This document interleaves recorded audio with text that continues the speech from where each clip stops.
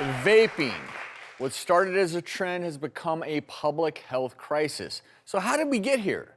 And how can you protect your health and your family's health? Have a look. There are now hundreds of reported cases of severe acute lung disease and 6 deaths linked to vaping in 36 states. Doctors claim that vaping is leading to lipoid pneumonia, acute respiratory distress syndrome, and chemical pneumonitis. How big is this health crisis?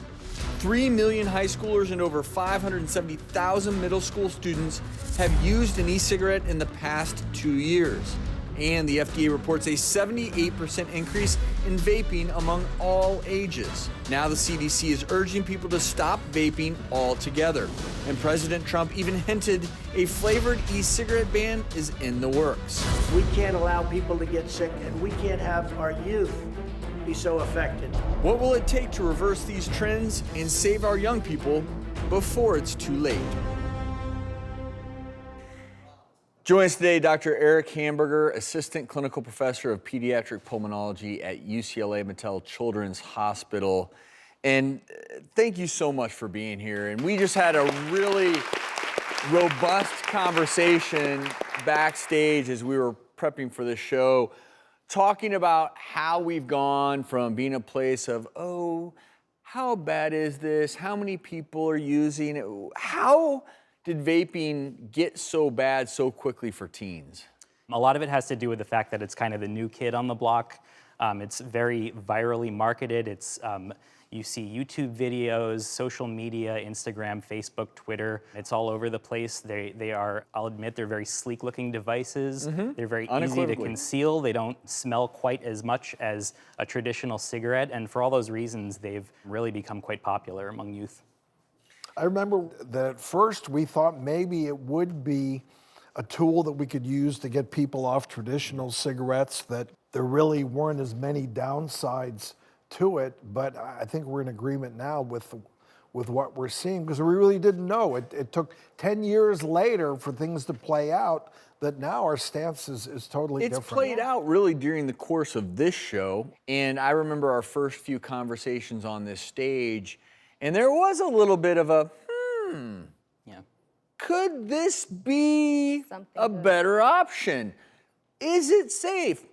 Feels like it might be. Yeah. And then that's where I look back and wonder why it took us so long to realize that okay, this could have some huge repercussions when it comes to, in particular, teens' health.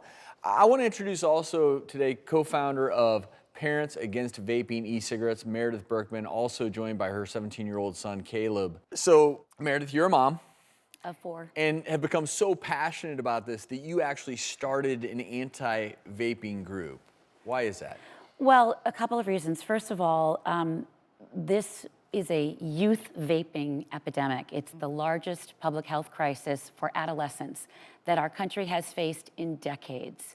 I got involved because my teen son and 2 of his friends, my co-founders and I realized that they were vaping in our home. I would hear a window open and go in, and there was no smell, no smoke. Then there was a request for an incense burner, and I thought, oh, my son's so spiritual. And eventually, sorry, honey, he is, but eventually we put the pieces together. But the real turning point was when my son came home from school last spring and said there was an anti-e-cigarette talk at school, and from an outside group that had come into the school when the teachers and administrators left the room, as they do for these talks so the kids can speak freely. The representative said, he announced that he was part of that company. He then began to tell the kids why this product, the most popular e-cigarette, was not for kids, but he backed up every statement by saying, but it's totally safe.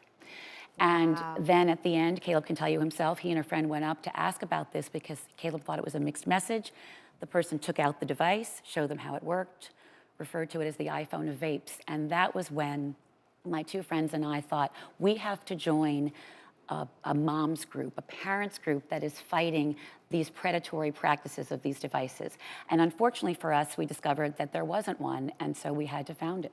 And that's where we are. And now we're in many different states across the country, parents who are activated to protect our kids from these predatory practices of these companies, Big Tobacco 2.0.